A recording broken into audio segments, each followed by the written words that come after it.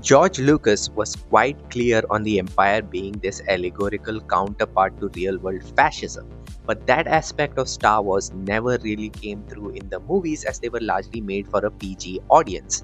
The Empire were your typical villains with power to make a planet go boom. That was about it. In the original films, we knew that the Empire was bad, but how bad exactly?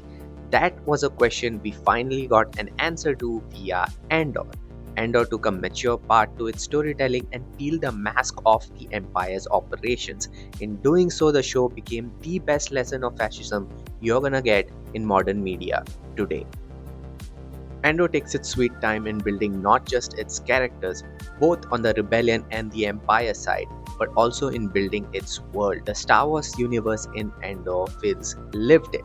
You get a sense of how this world works, how the Imperials and the Senators make this world work. So you actually get a more insightful look into the evils of the Empire. You see and get to spend time with the victims of their oppression. Through their experiences and stories, you understand just how necessary it was to take the Empire out. You see the Empire do some atrocious stuff in this show. This includes picking random people up from the streets and imprisoning them without a fair trial just so they can be used as free labor. You see people being lined up against the wall in the middle of an open town square on the mere suspicion of being part of the rebellion. Children, women, the elderly, the Empire's hammer falls upon them all without discrimination. Besides being a study on fascism, I would say that the show is also a study on the resistance to this fascism.